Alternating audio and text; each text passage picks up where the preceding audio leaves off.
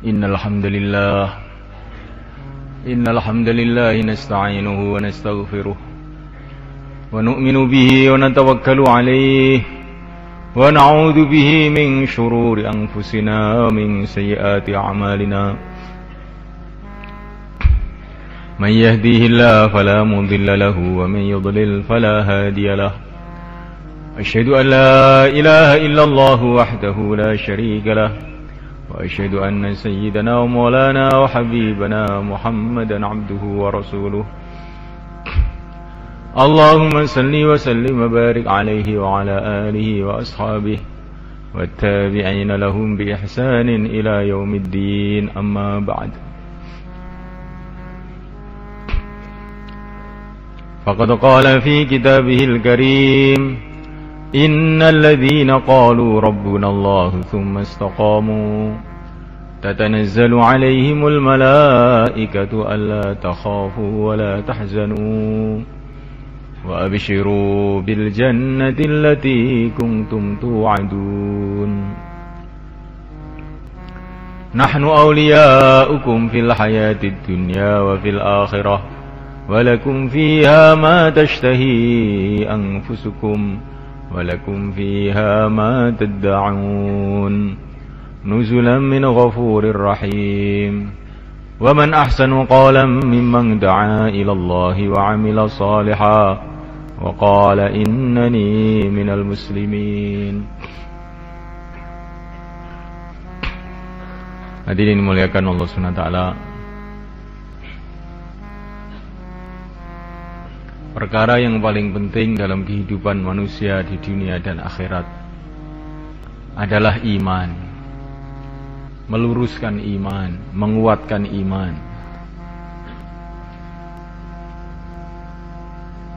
Keyakinan yang benar kepada Allah Subhanahu wa taala. Keyakinan yang benar kepada Rasulullah sallallahu alaihi wasallam. Keyakinan yang benar kepada agama Allah. Keyakinan yang benar kepada kitabullah. Keyakinan yang benar kepada para malaikat Allah. Keyakinan yang benar kepada negeri akhirat. Keyakinan yang benar kepada takdir Allah Subhanahu wa taala. Bila di dalam hati kita ini ada iman yang sahih, iman yang benar, baru kita ini ada nilai di sisi Allah Subhanahu wa taala. Ada harga di sisi Allah Subhanahu wa taala. Tapi bila seseorang ini tidak ada iman yang sahih dalam hatinya, walaupun dia ini orang kaya, walaupun dia ini orang yang tampan, walaupun dia ini seorang raja, maka sama sekali tidak ada nilainya, tidak ada harganya di sisi Allah Subhanahu wa taala. Dia ini hanya merupakan sampah-sampah saja yang akan dilempar ke dalam api neraka, tidak ada harganya.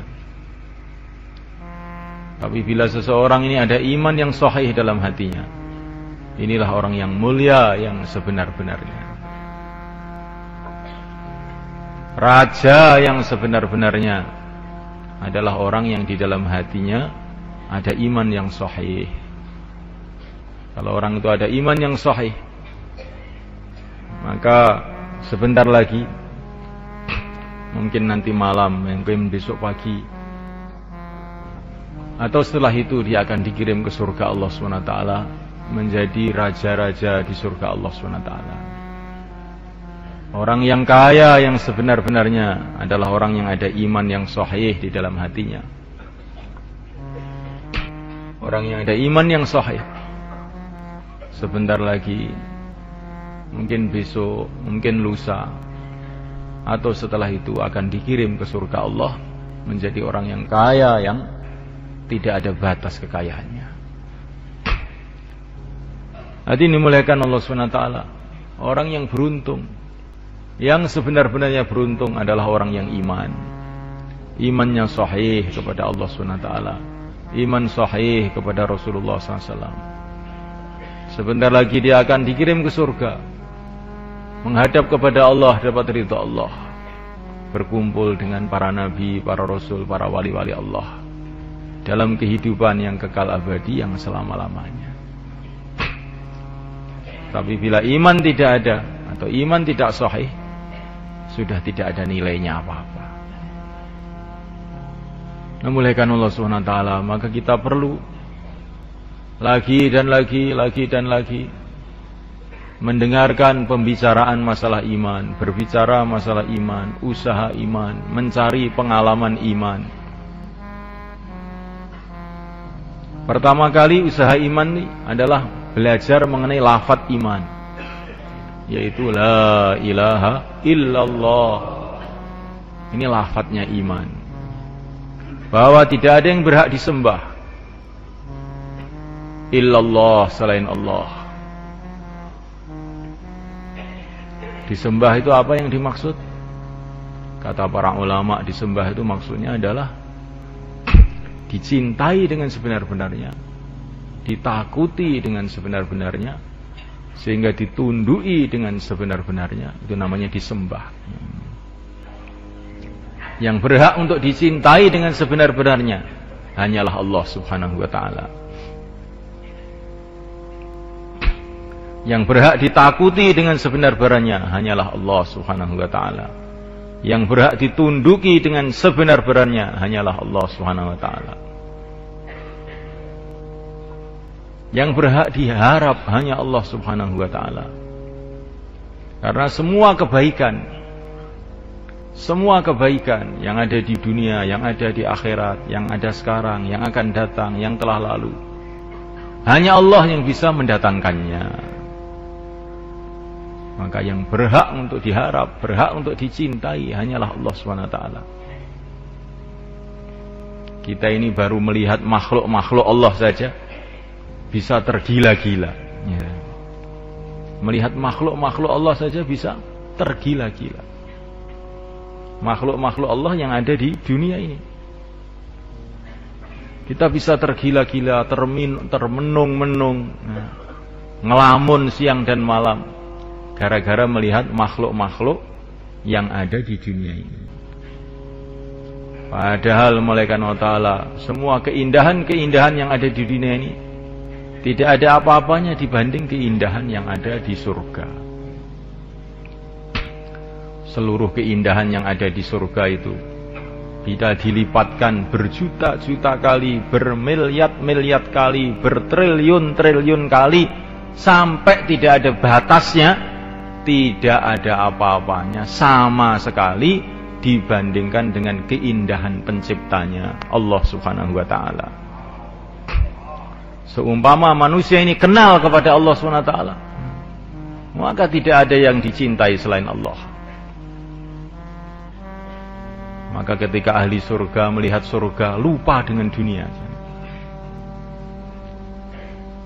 Betul-betul mereka merasakan dunia ini betul-betul tidak ada nilainya sama sekali. Tapi ketika ahli surga tadi diizinkan untuk menghadap kepada Allah, mereka berteriak-teriak, "Ya Allah, ya Allah." Mereka lupa dengan surga semuanya. Lupa dengan seluruh kenikmatan surga. Hadirin yang dimuliakan Allah Subhanahu wa taala, kita melihat kesusahan-kesusahan yang ada di dunia ini, kita sudah ngeri.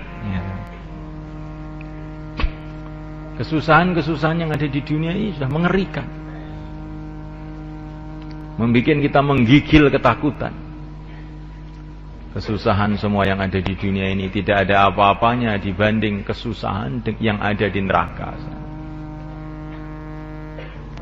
Dan bila kesusahan yang ada di neraka itu dilipat gandakan jutaan kali, triliun-triliun kali,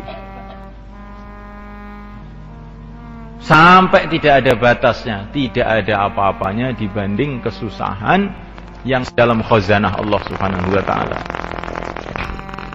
Maka semestinya manusia ini mendengar lafaz Allah saja menggigil, karena dahsyatnya keagungan Allah Subhanahu wa taala. Keagungan Allah Subhanahu wa taala yang tidak ada batasnya.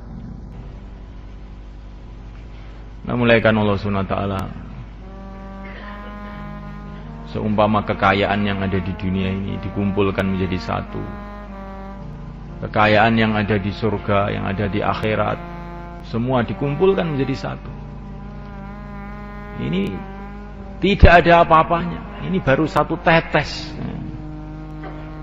dari kekayaan yang tersimpan di dalam khazanah Allah, di dalam gudang Allah Subhanahu wa ta'ala.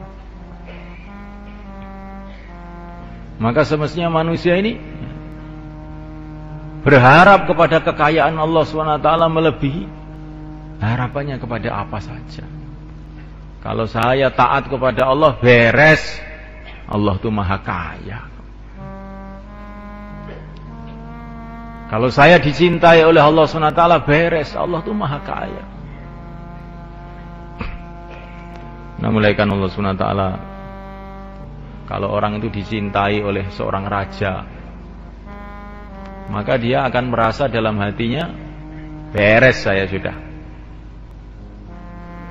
Bagaimana pula kalau orang itu dicintai oleh pencipta seluruh raja, pencipta seluruh raja. Kalau orang itu disayang oleh orang kaya, ayah saya ini orang kaya kok, nggak usah mikir saya itu, sawahnya 30 hektar kok. Ayah saya orang kaya, nggak mikir, dan ayah saya ini sayang sama saya.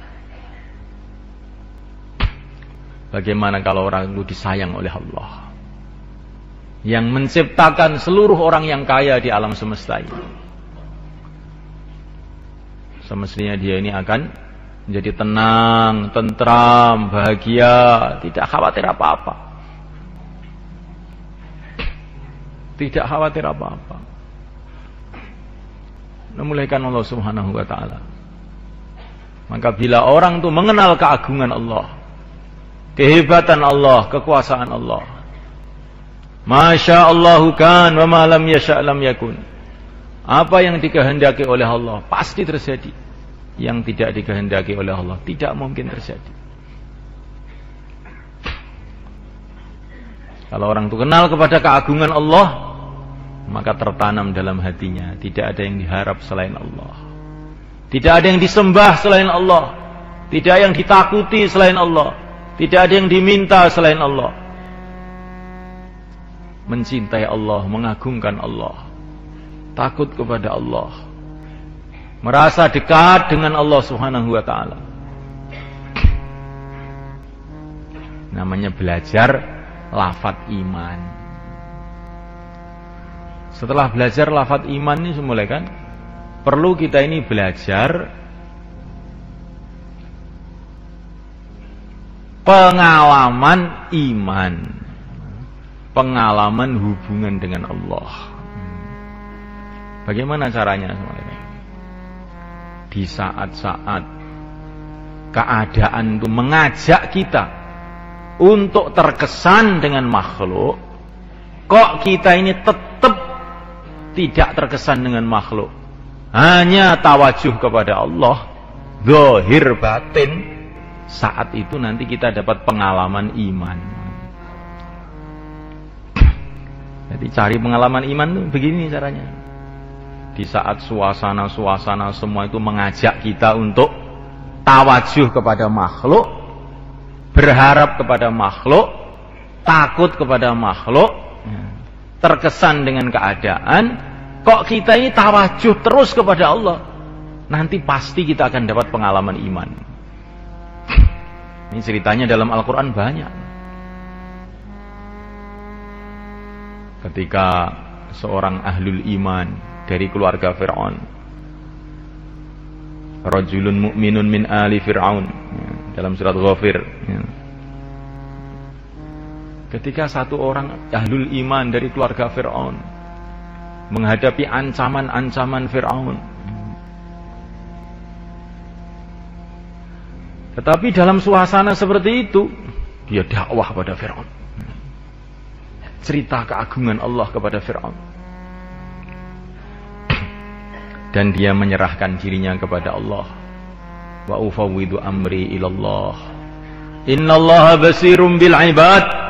Aku serahkan diriku kepada Allah. Allah maha tahu terhadap hamba-hambanya. wa ufawwidu amri ilallah. Innallaha basirum bil ibad.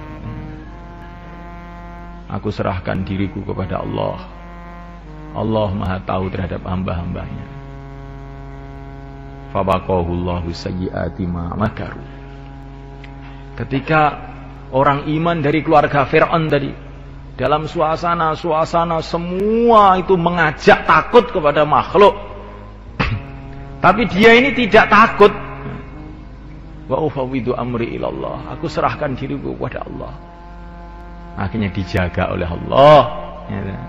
Sehingga Fir'aun dengan pasukannya tidak bisa berbuat apa-apa di depan orang ini. Ini ceritanya banyak. Para nabi, orang-orang iman dahulu. Para sahabat diceritakan dalam Al-Quran. Alladzina qala lahumun nasu innan nasa qad jama'u lakum fakhshawhum fazadahum imana wa qalu hasbunallah wa ni'mal wakil.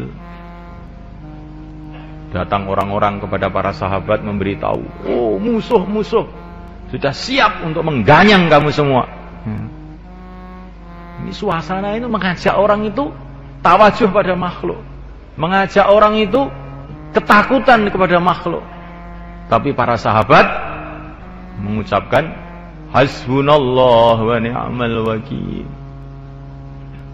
Cukup Allah saja. Sebaik-baiknya yang diserai segala urusan adalah Allah. Akhirnya datang pertolongan Allah kepada para sahabat. Yang dikhawatirkan, yang ditakut-takutkan tadi ternyata tidak bisa apa-apa. Pasukan-pasukan Mekah yang akan menyerbu sahabat malah pada pulang semua. Ini pengalaman para nabi dulu, pengalaman para sahabat dulu. Suasana mengajak untuk tawajuh pada makhluk, kok tidak mau tawajuh sama makhluk, tetap tawajuh pada Allah. Alamat ini akan dapat pengalaman iman. Seperti Nabi Musa juga, depannya lautan, belakang pasukan Fir'aun. Teman-temannya semua inna lamudrakun. Sudah kami hancur. Suasana mengajak tawajuh pada makhluk, teman-teman mengajak tawajuh pada makhluk. Ya, tapi Nabi Musa, kalla inna ma'ya rabbi sayahdin. Jangan begitu, Tuhanku bersama aku. Inna ma'ya rabbi, Tuhanku bersama aku. Dia akan memberikan petunjuk pada aku. Akhirnya datang pertolongan Allah kepada Nabi Musa. Lautan dibelah menjadi jalan raya. Kalau dalam bayan begini mulai kan, memang semua mengajak tawajuh pada Allah. Ya enggak? Semua mengajak tawajuh pada Allah, terus kita tawajuh pada Allah. Ini bagus. Tapi yang lebih bagus lagi kalau kita ingin dapat pengalaman, suasana mengajak tawajuh pada makhluk, suasana mengajak berharap pada makhluk, takut pada makhluk, kok kita tetap tawajuh pada Allah. Nanti kita dapat pengalaman. Dapat pengalaman. Nah, mulaikan Allah Subhanahu wa taala. Ini orang mau jaulah. Ketika mau berangkat, tiba-tiba istrinya berteriak-teriak, Pak, ada apa? Ini anak kita hilang, Pak. Loh, hilang? Lah bagaimana kok bisa hilang? Ya nggak tahu, tadi jalan-jalan di depan itu saya cari kemana-mana nggak ketemu. Ya saya mau jaulah.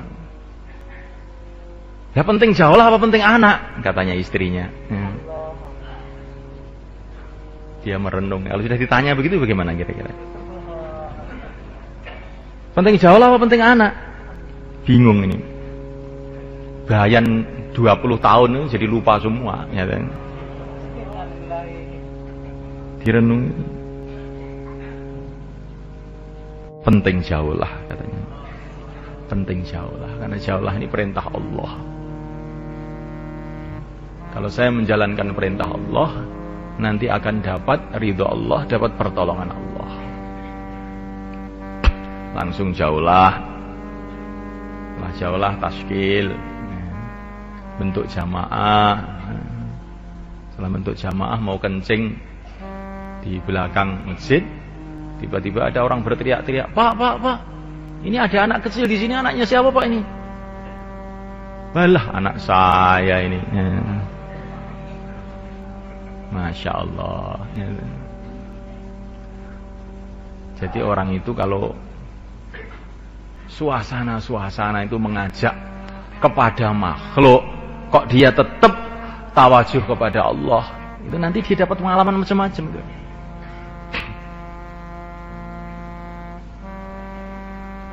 Kalau kita melihat Al-Quran, ceritanya serupa semua begitu. Kapan pertolongan Allah datang pada para nabi, para rasul, para sahabat, para wali-wali Allah zaman dulu, ketika suasana mengajak kepada makhluk, tapi mereka tetap tawajuh pada Allah. Termasuk Nabi Ibrahim alaihissalam. Tangannya ditali sama Namrud, kakinya ditali sama Namrud, dilemparkan dalam api. Semua suasana mengajak untuk tawajuh pada makhluk, tapi beliau tidak terkesan dengan suasana ini, tetap tawajuh pada Allah.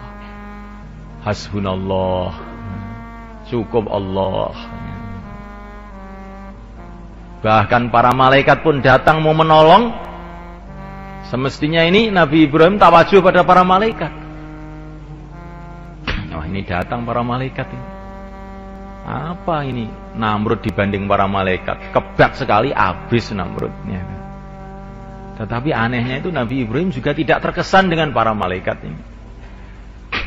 Hasbunallah, cukup Allah. Akhirnya datang pertolongan Allah SWT. Nah, kita ini kalau sudah mengalami seperti ini, nanti dapat pengalaman. Tapi kalau baru dengar bayan, nulis bayan, dengar bayan, nulis bayan, menyampaikan bayan, itu baru belajar lafadznya iman namanya. Tapi kalau keluar di jalan Allah, dengan menghadapi macam-macam masalah, tetap tawajuh kepada Allah, nanti dapat pengalaman. Setiap orang pengalamannya nanti macam-macam, berbeda-beda. Pakai syarat itu saja, satu aja syaratnya. Pokoknya kalau ada ajaan kepada makhluk, hati tawajuh pada Allah. Makhluk nggak bisa, makhluk nggak bisa.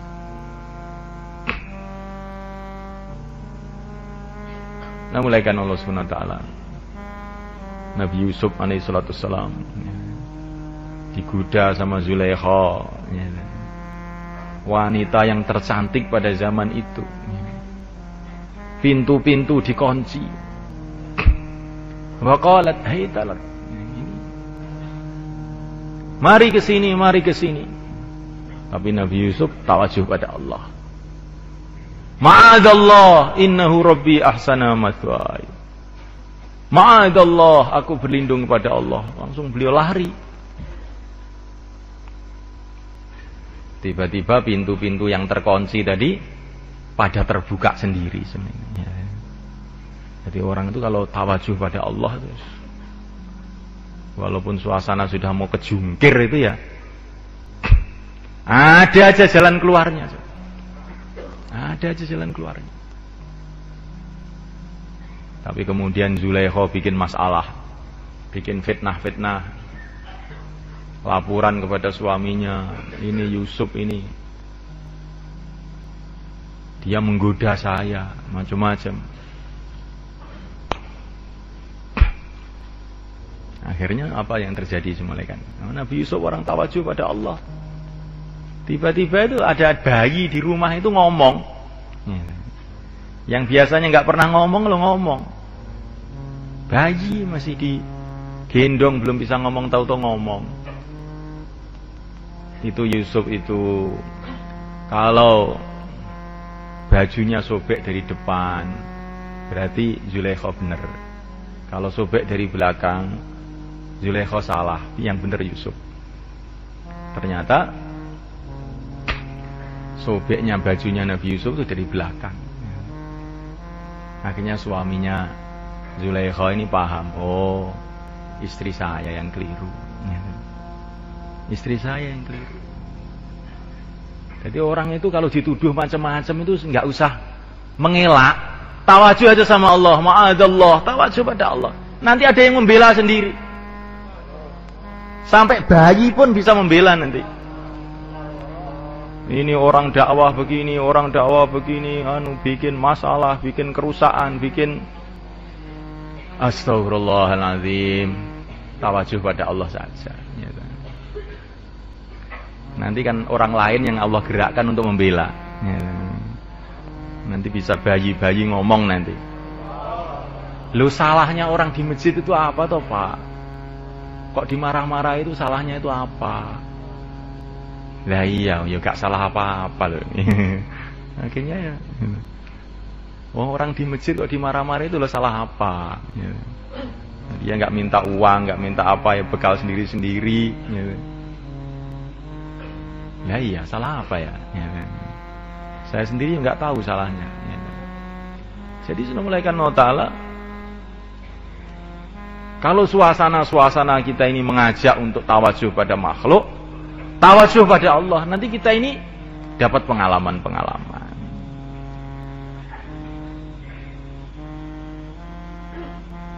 Jangan kalau ingin marah dilampiaskan marahnya, ingin membela diri dilampiaskan pembelaannya. Itu nanti kita ini nggak dapat pengalaman iman. Kalau ingin kita dapat pengalaman iman, kalau mau marah ditahan, tawajuh pada Allah. Nanti Allah Subhanahu wa Ta'ala akan berikan macam-macam nusrohnya kepada kita. Allahu waliyyu man sakat. Katanya para ulama, Allah itu akan membela orang yang diam. Allahu waliyyu man sakat. Allah itu membela orang yang diam. Jadi kalau orang itu dicaci maki begini wis diam, nanti Allah yang membela.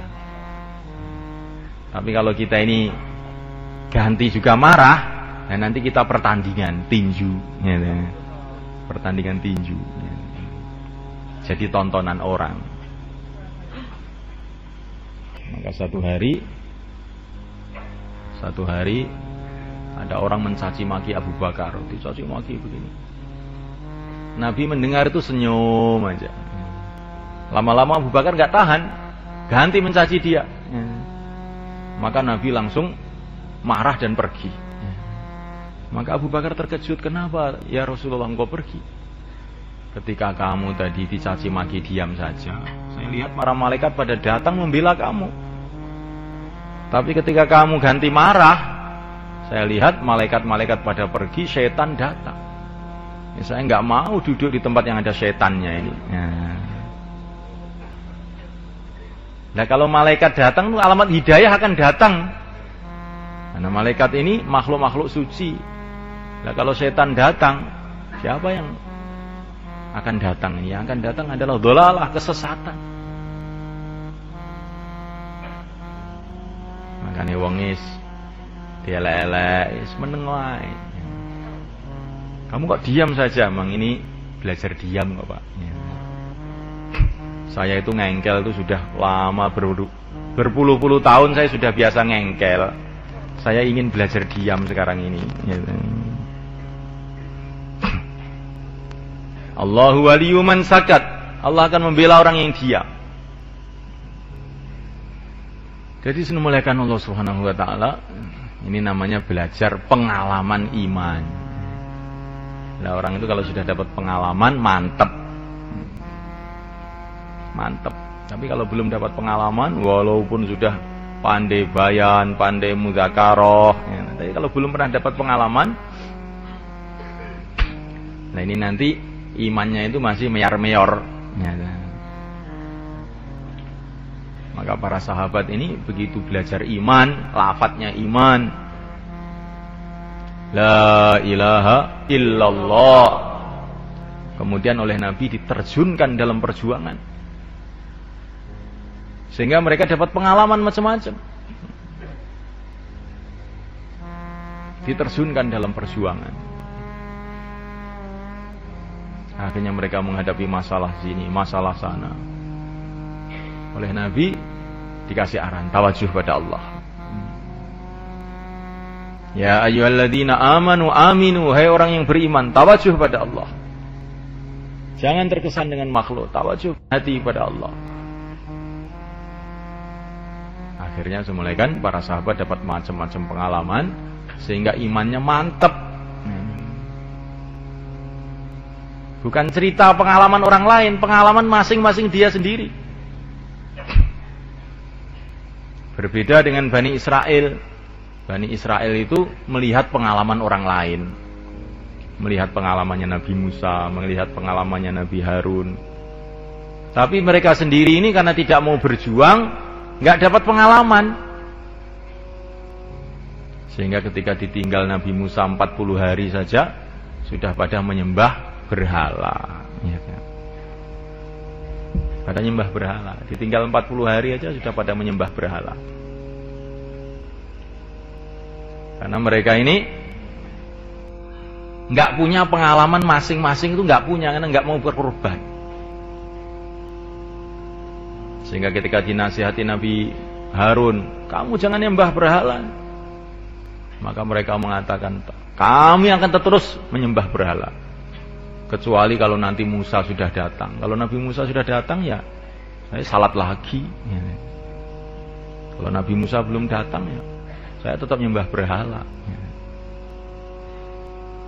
Karena yang mereka lihat itu mukjizat-mukjizat Nabi Musa, kehebatan-kehebatan Nabi Musa. Mereka sendiri nih karena tidak ada pengorbanan, tidak punya pengalaman iman sendiri. Ya seperti kadang-kadang kita sekarang ini, umpama Rasulullah masih ada gitu, apa 4 bulan siap mati sekarang juga saya. Tapi Rasulullah sudah nggak ada, Abu Bakar sudah tidak ada. Ya apa boleh buat ya. Karena apa ini? Kita ini baru dengar cerita pengalaman orang lain, kita sendiri belum punya pengalaman. Akhirnya nunggu-nunggu orang lain. Kalau Sunan Ampel datang itu ya saya dakwah ya. Sunan Ampel sudah mati, saya tidur saja ya.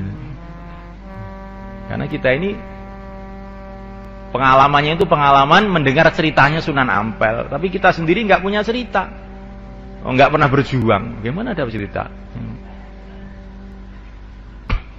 Para wali-wali dulu, para sahabat-sahabat dulu punya cerita itu ketika mereka itu berjuang habis-habisan, tawajuh kepada Allah Subhanahu wa taala, akhirnya dapat pengalaman-pengalaman. Nah, kalau kita ini berjuang juga seperti mereka, maka kita ini nanti akan dapat pengalaman-pengalaman juga seperti mereka, sehingga iman kita meningkat. Insyaallah mereka. Terus istiqomah.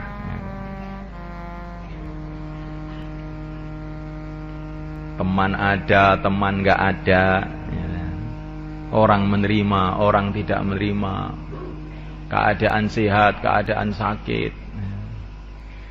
Keadaan berat, keadaan ringan, terus jalan dengan istiqomah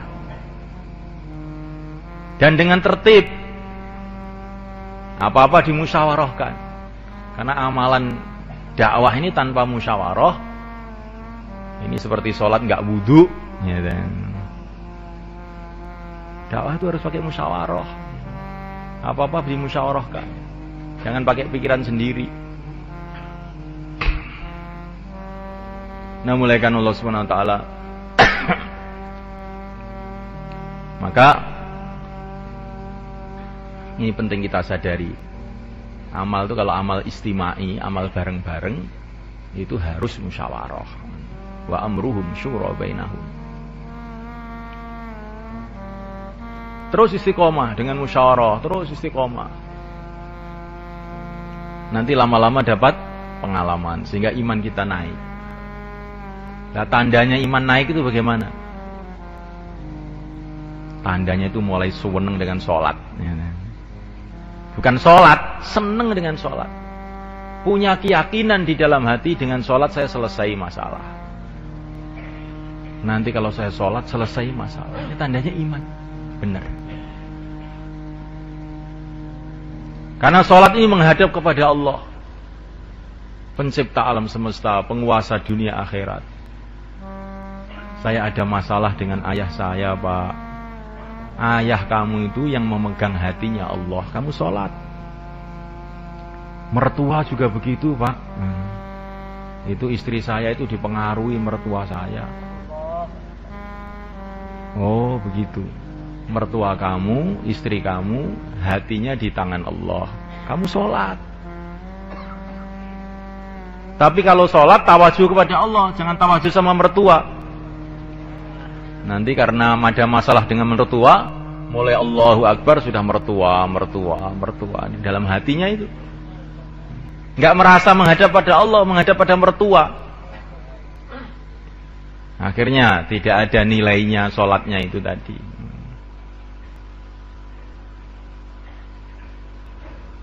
Tawajuh pada Allah dan sholat. Ya Allah, hati istri saya di tangan Engkau ya Allah. Dia tidak bisa berbuat apa-apa ya Allah tanpa Engkau. Berikanlah perubahan dalam hati istriku.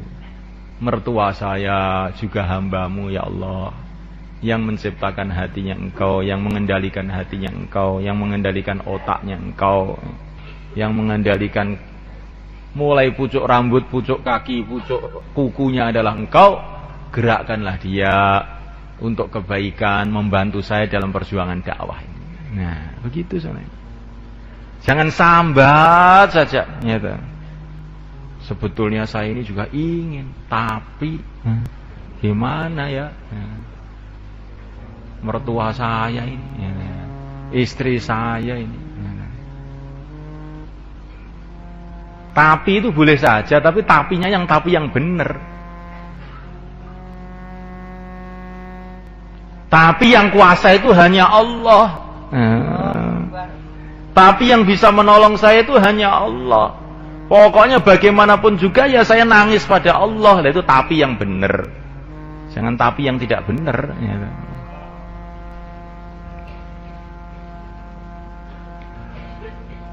Nah, mulaikan Allah Subhanahu wa taala sholat untuk menyelesaikan masalah. Orang dikasih kesempatan menghadap pada Allah 5 kali, kok masih bingung saya banyak masalah. Lebih aja nih. Hamilu hawaijakum alal maktubat.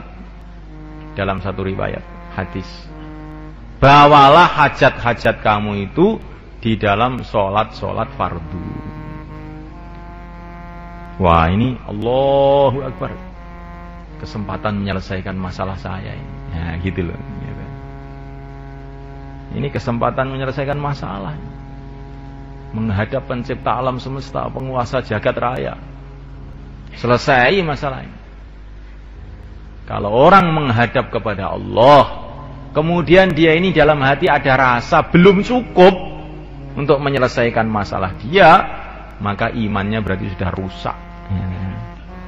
Rusak, gawat, rusak berat ini. Menghadap kepada Allah, kok belum merasa bisa selesai? Nah, siapa yang akan bisa menyelesaikan kalau Allah nggak menyelesaikan?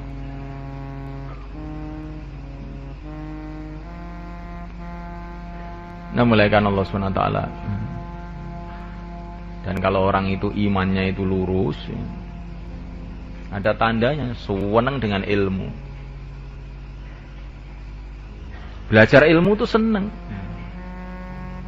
Karena apa? Ilmu itu untuk mengetahui apa perintah Allah, apa larangan Allah, apa adab sopan santun hidup di bumi Allah, di depan Allah, didengar oleh Allah. Jadi belajar ilmu itu bukan supaya dipanggil jadi ustadz, bukan.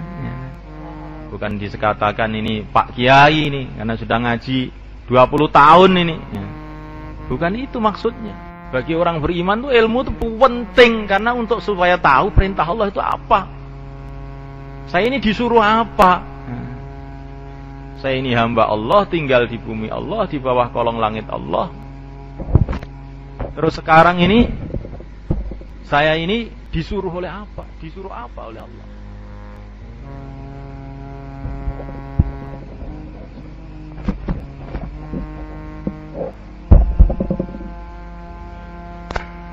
Ini pentingnya ilmu itu di situ tuh semulaikan. Jadi ilmu ini bukan untuk anak-anak kecil, bukan untuk santri saja. Ya. Untuk seluruh orang beriman ilmu itu penting. Ilmu itu penting. Baik ilmu masail maupun ilmu fadhail ya penting. Sekemampuannya kita harus ada semangat untuk mencari ilmu.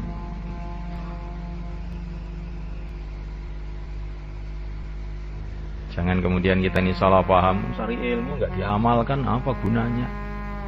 Ya kalau tidak ada ilmunya, ngamalkannya bagaimana? Ya, wong sudah punya ilmu aja masih sulit mengamalkan, apalagi nggak punya ilmu, tambah belas, ya, tambah sama sekali jadinya. Ya. Jadi kita ini jangan menjadi orang yang anti ilmu. Wah, ini keliru malah kan. Ya, ngene iki aku. Karena mencari ilmu itu Masya Allah, ilmu agama itu semulaikannya. Baru mencari saja sudah dapat pahala. Tidak paham pun dapat pahala. Kan aneh ilmu agama itu. Baru berangkat saja malaikat-malaikat sudah menghormat kepada kita. Nah, malaikat Allah Subhanahu wa taala. Maka taklim di rumah, taklim di masjid dikuatkan malaikat. Saya sudah hafal tuh fadilah amal, sudah hafal. Sehingga setiap taklim tidur. Ini bukan masalah hafal. Masalahnya itu kalau kamu berangkat itu loh, malaikat-malaikat itu hormat kepada kamu. Padahal malaikat ini makhluk-makhluk suci yang sudah ibadah jutaan tahun, miliaran tahun itu loh sayang dengan kamu. Masya Allah, bagaimana ini? Kok kamu bisa tidur seperti itu? Ya. Masya Allah. Ya. Nah, mulaikan Allah Ta'ala. Kalau iman itu benar, orang itu seneng dengan zikir. Mulutnya nggak bisa berhenti dari zikir. Subhanallah, Subhanallah. Ya. Seperti ceritanya Nabi Idris. Sampai beliau ini punya kerjaan itu menjarum pakaian. Menjarum pakaian. Sambil menjarum itu Subhanallah, Alhamdulillah, wa la ilaha illallah, Allahu Akbar. Tahu-tahu iblis datang iri. Ini orang jarum pakaian dikir terus. Iblis ini mengangkel ini iblis ini. Tahu-tahu iblis datang. Tuanya macam-macam. Langsung oleh Nabi Idris jarumnya itu dicocokkan ke matanya iblis itu. Sehingga akhirnya matanya itu buta satu. Ya, begitu semuanya kan. Jadi orang itu kalau imannya benar tuh zikir tuh seneng begitu. Itu tandanya iman tuh benar. Nah kalau zikir ini terus dikerjakan, mulai kan timbul sifat namanya mahabbatullah, cinta kepada Allah. Nah kalau sudah timbul cinta kepada Allah, amal agama itu jadi seneng. Sholat jadi seneng, dakwah jadi seneng. Itu tandanya zikirnya benar. Menjalankan perintah Allah itu dengan senyum, dengan gembira karena cinta. Orang ini kalau sudah cinta, mengamalkan perintah kekasihnya itu dengan gembira. Korban itu dengan seneng. Seperti orang tua, seperti seorang suami cinta sama istrinya. Maka dia bertungkus lumus kerja 40 tahun. Bisa membangun rumah, gembira. Alhamdulillah. Saya sudah bisa membikinkan rumah untuk istri saya. Loh. Kan aneh kan? Ya kan? Jadi korban itu gembira, itu orang itu kalau cinta itu seperti itu. Korban itu gembira. Saya sudah bisa membelikan sepeda motor untuk anak saya. Loh. Padahal yang naik itu anaknya, tapi yang gembira itu malah ayahnya. Kan aneh itu. Ya, itu. Ini kalau orang sudah sayang sama anak seperti itu. Lah kalau orang sudah cinta sama Allah, Masya Allah. Amal agama itu nikmat. Sampai nggak teringat pahalanya. Amal itu sendiri sudah dianggap satu kebahagiaan. Seperti Sayyidina Abu Bakar. Korban semua. Habis laporan sama Nabi, ya Rasulullah, yang bisa saya korbankan hanya ini, sudah habis. Nanti kalau ada lagi mau saya korbankan lagi. Nah, ini orang itu kalau cinta itu korban itu seneng. Alhamdulillah bisa korban. Tapi kalau belum ada mahabbatullah, kecintaan ini amal juga, tapi dengan melerut, dengan cemberut, dengan berat. Nah, dulu para sahabat ini cintanya ini sudah luar biasa. Cintanya kepada Allah, cintanya kepada Rasul. Sehingga amal itu dengan gembira. Dalam medan pertempuran, ditusuk dadanya oleh orang kafir, tapi mereka berteriak, "Fustu wa rabbil Ka'bah."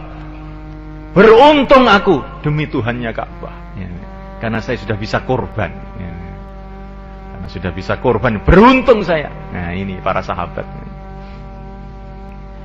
Di korban itu seneng. Apa senengan kamu Abu Bakar? Senengan saya itu kalau saya bisa mengorbankan harta saya untuk Allah dan Rasulnya. Apalagi kalau bisa mengawinkan anak saya dengan Rasulullah. Jadi pokoknya apa yang bisa korban itu jadi gembira itu Abu Bakar. Semoga kita begitu juga, malaikat. Nah, kalau amal sudah cinta ini, malaikat, sholat satu malam nggak terasa, ya, orang sudah seneng. Ya. Seperti ceritanya Fudail ibnu Iyad, dia ini punya kekasih seorang wanita, malaikat. Maka dia ini malam-malam hujan-hujan pergi ke rumahnya kekasihnya itu. Tapi orang zaman dulu, malaikat, mau masuk rumah nggak berani. Ya, mau assalamualaikum juga nggak berani, dia cuma berdiri aja di halaman itu. Padahal hujan-hujan, nggak terasa sampai pagi. Ya. Cuman berdiri aja. Maju nggak berani, mundur sayang. Ya. Sudah berdiri aja. Maka ketika subuh, hayya 'alas shalah, sholatu khairum, terkejut ya. Loh, sudah subuh. Maka dia ini menangis, Masya Allah. Gara-gara cinta makhluk, saya berdiri semalam suntuk di sini nggak terasa. Seumpama ini untuk cinta kepada Allah kan jadi wali saya ini. Sudah mulai malam ini saya mau berdiri semalam untuk Allah. Akhirnya jadi wali. Akhirnya jadi wali, begitu. Jadi kalau kita ini terlanjur mencintai dunia, mencintai makhluk, maka kita ini coba merenung. Saya ini bisa mencangkul di sawah mulai pagi sampai sore. Masya Allah, malu saya sama Allah. Kalau besok saya mau jaulah mulai pagi sampai sore saya. Ya. Bagaimana jalan? Akhirnya kesalahannya malah jadi barokah, itu kayak begitu. Kayak Fudail ibnu Iyad tadi. Pertama kali cinta kepada makhluk, tapi tahu-tahu dibalik jadi cinta kepada Khalik. Ini diantara tanda-tanda zikir masuk dalam hati itu begitu. Amal seneng. Nah, mulaikan Allah SWT. Dan orang itu kalau imannya benar, mulaikan akhlaknya mesti baik. Nggak bisa tidak. Dia 24 jam merasa dilihat oleh Allah, bagaimana akhlaknya nggak baik. Seperti santri itu, kalau nggak ada kiainya itu berteriak sana, berteriak sini, nyolot sana, nyolot sini, ya. Nanti kalau kiainya datang, duduk meneng, diam, ya, seperti wali, ya. Ya, zikir. Ya. Nah, kalau kiainya nggak ada lagi, mencolot lagi. Ya. Coba semalekan. Lah seumpama orang ini semalekan merasa dilihat oleh Allah. Allah yang ngasih mata saya tentu maha melihat. Allah yang mengasih telinga saya tentu Allah maha mendengar. Itu diamalkan. Maka dia ini 24 jam akan beradab. Akhlaknya mesti baik. Nggak bisa ngomong seenaknya, itu nggak bisa. Berbuat seenaknya nggak bisa. Nah, mulaikan Allah SWT, kalau orang itu akhlaknya benar, mulaikan Allah Ta'ala, maka kalau orang itu imannya benar, maka amalannya semua ikhlas. Nggak ada pertimbangan lain, tuh nggak ada. Untuk apa amal? Untuk manusia. Sedangkan manusia tidak bisa menentukan nasib saya. Nasib saya di tangan Allah, maka amal saya hanya untuk Allah saja. Nah, mulaikan Allah SWT, kalau orang itu imannya benar, mulaikan. Dia tidak bisa menahan diri dari dakwah. Seperti Sayyidina Abu Bakar. Sayyidina Abu Bakar itu dakwah terus mana? Akhirnya orang-orang Quraisy marah. Pokoknya kalau kamu masih terus dakwah, diusir dari Mekah kamu. Geger wis. Di Mekah itu geger. Kalau kamu mau amalkan agama kamu di rumah kamu, tapi jangan ngajak-ngajak orang. Katanya orang Quraisy, toleransi. Orang Quraisy itu sudah kenal toleransi juga, ya. Toleransi itu madhabnya orang Quraisy sana, ya. Jahiliyah, zaman jahiliyah, ya. Abu Bakar, kalau kamu mau mengamalkan agama kamu, terserah. Tapi di rumah kamu, jangan mengaruhi orang. Kalau kamu masih mengaruhi orang, awas nanti. Gawat ini nanti. Abu Bakar pertama kali ngalah sebentar. Dia pulang ke rumah. Tapi pulang ke rumah nggak tahan, mulaikan beliau. Bagaimana orang-orang saya biarkan berbondong-bondong masuk neraka?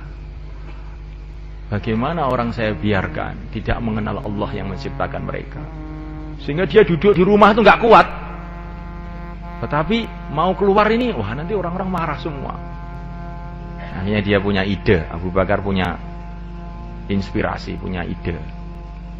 Sudah, sekarang saya tak bangun musola di depan rumah. Akhirnya beliau bangun musola depan rumah. Beliau di situ baca Quran keras-keras. Akhirnya anak-anak orang Quraisy pada datang semua mendengarkan bacaan Quran beliau ini. Dengarkan, terkesan, seneng mereka. Wah, orang-orang Quraisy geger lagi. Nah, ini ternyata dakwah lagi nih Abu Bakar. Jadi sudah mulaikan Allah Ta'ala, orang itu kalau imannya benar nggak bisa kok diam tuh nggak bisa, nggak bisa. Nah, mulaikan Allah Subhanahu Wa Ta'ala, kalau orang itu imannya benar, dalam hatinya ada keyakinan kepada Allah Subhanahu Wa Ta'ala. Allah melihat, Allah mendengar, kemudian melihat orang-orang tidak kenal kepada Allah, maka dia mesti tidak akan bisa membiarkan mereka. Mesti akan datang menasihati mereka.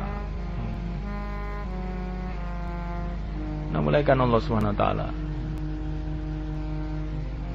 Kalau kita ini melihat ada orang mau berjalan, mau masuk jurang atau mau masuk sumur, kalau kita ini memang orang waras, nggak akan bisa membiarkan begitu.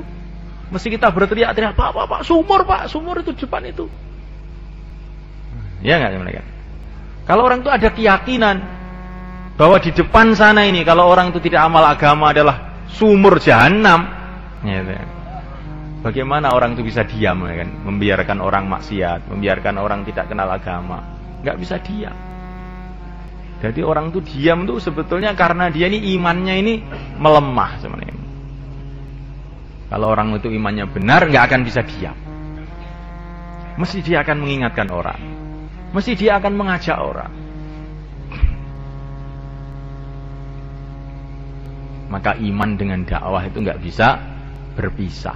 Orang-orang ahlul iman semua ahli dakwah. Para nabi, para rasul, para sahabat, para wali-wali Allah semua ahli dakwah semua. Wal mu'minuna wal mu'minatu ba'duhum awliya'u ba'd ya'muruna bil ma'rufi wa yanhauna 'anil munkar. Orang iman laki-laki maupun wanita saling bantu-membantu satu sama lain. Bentuknya bagaimana bantu-membantunya itu? Di antara bentuknya adalah ya'muruna bil ma'rufi wa yanhauna 'anil munkar, mengajak pada kebaikan, melarang kepada dari kemungkaran. Nah, mulai kan Allah Ta'ala. Dakwah ini penting, kan. Kemarin Maulana Mustaqim Hafizahullah beliau mengatakan wujudnya agama itu adalah dengan dakwah. Untuk menjaga agama begitu juga harus dengan dakwah. Wujudnya pertanian dengan kerja namanya kerja pertanian. Begitu juga untuk menjaga pertanian bagaimana? Ya kerjanya, ya pertanian itu sendiri juga. Untuk mewujudkan perdagangan, maka perlu ada kerja namanya kerja perdagangan. Nah, untuk supaya menjaga perdagangan itu sendiri bagaimana? Ya harus ada kerja namanya perdagangan itu diteruskan. Jadi kalau semulaikan kita ini bertani, sudah wujud kerja pertanian. Wujud kerja pertanian 100 tahun, 500 tahun. Karena kita sudah kerja pertanian terus-menerus turun-menurun 500 tahun. Nah, sekarang ini kerja pertanian sudah kita buat selama 500 tahun. Oleh karena itu, sekarang kita sudah tidak perlu kerja pertanian lagi. Ya. Maka kita tidak perlu kerja pertanian lagi. Akhirnya jadi apa yang terjadi apa kira? Ya langsung sawah-sawah kita bertahap-tahap akan rusak semua. Seperti kita sekarang ini di Jawa ini. Dulu Wali Songo sudah dakwah tungkus lumus siang malam selama 40 tahun sehingga seluruh orang Jawa telah masuk Islam. Oleh karena itu sekarang sudah tidak perlu dakwah lagi. Begitu sebenarnya. Saya ini sudah makan selama 40 tahun. Maka oleh karena itu mulai hari ini kita sudah tidak perlu makan lagi. Sudah terlalu lama kita makan ini. Begitu semulaikan. Jadi semulaikan untuk supaya kita ini bisa hidup, asbabnya ya makan minum itu. Untuk meneruskan hidup ya asbabnya makan minum itu juga. Ini ketentuan Allah, sunnatullah untuk manusia. Untuk mewujudkan agama perlu dakwah. Untuk meneruskan wujudnya agama ini juga harus terus dakwah, terus dakwah. Dakwah ini kerja permanen umat. Sebagaimana ibadah juga kerja permanen umat. Jadi umat Islam ini kerja permanennya itu dua, ya ibadah, ya dakwah. Dua-duanya. Mulai awal. Karena Nabi kita, baginda Muhammad SAW adalah Nabi yang terakhir.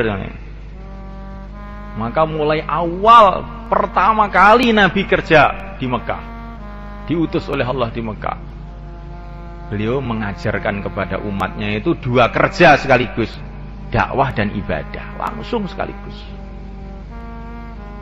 Orang diajak ibadah, orang diajak dakwah. Mulai awal-awal, baru orang masuk Islam satu.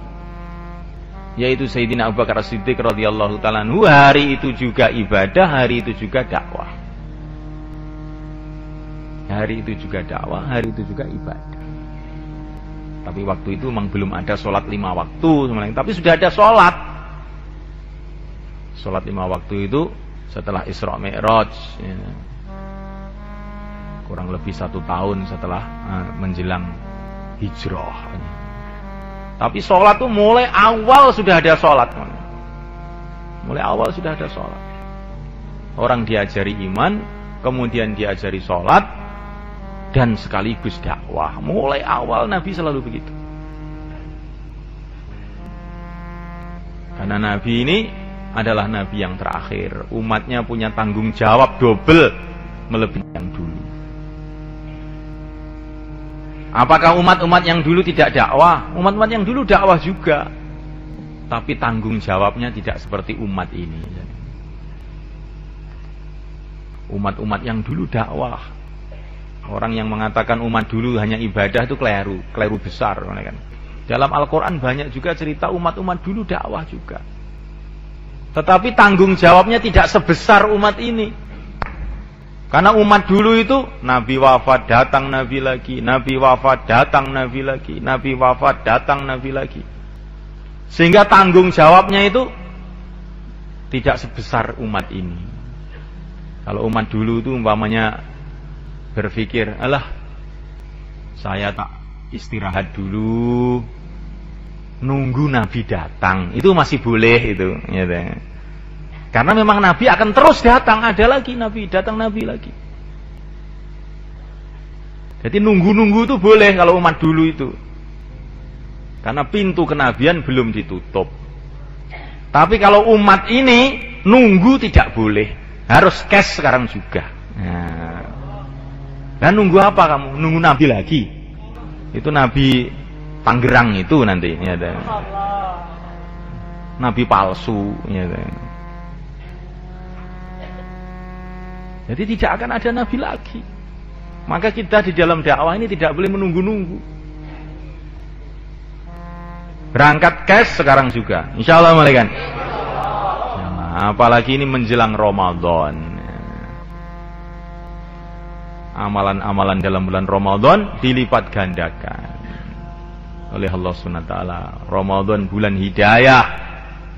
Banyak sekali hidayah-hidayah besar datang dalam bulan Ramadan.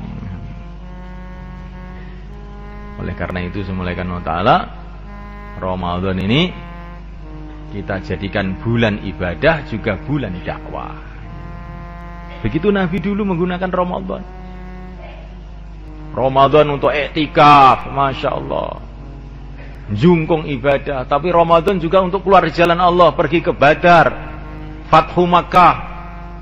Bulan Ramadan juga, seluruh orang Mekah masuk Islam dalam bulan Ramadan.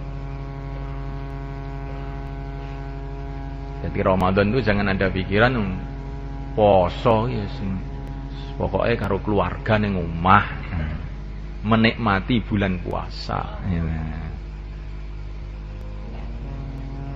Nah, mulai kan Allah SWT menikmati bulan puasa itu dengan cara yang ditunjukkan oleh Rasulullah SAW. Ini namanya menikmati bulan puasa.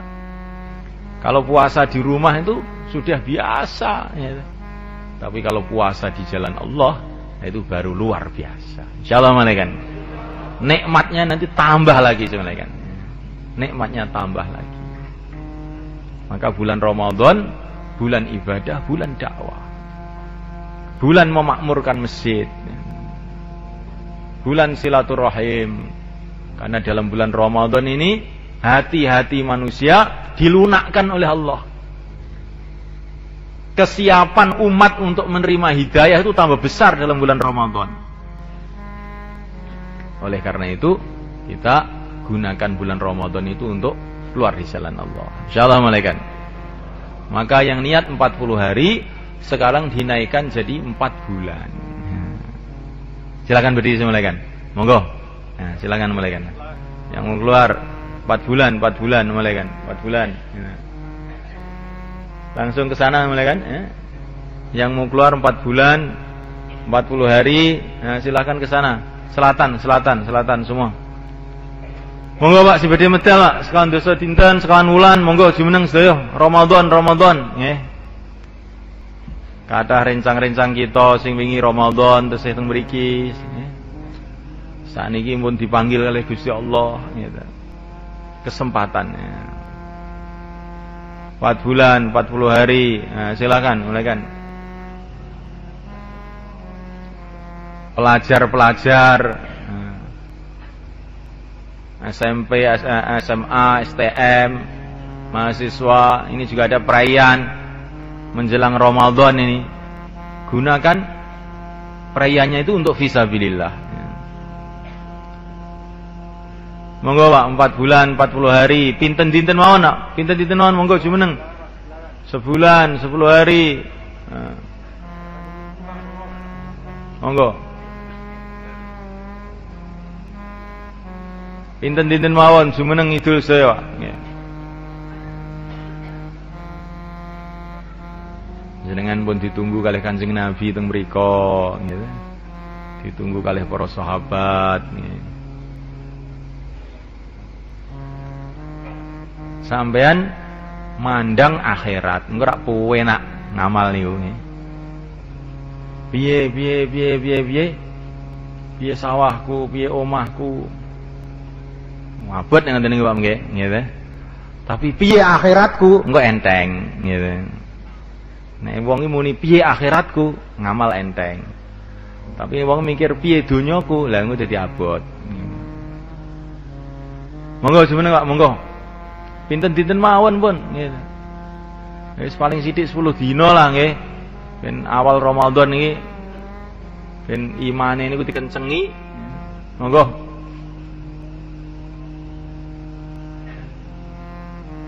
Insyaallah sedaya niat nggih. Sakniki sing naskil ganti jenengan, Pak.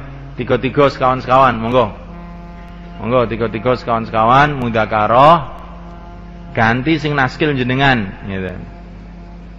Ketoke mandi-mandi sampeyan iki naskile. Monggo.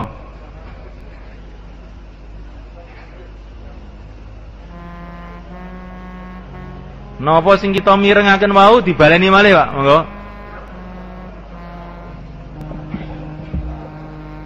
Apa yang kita dengar tadi, kita ulang-ulang.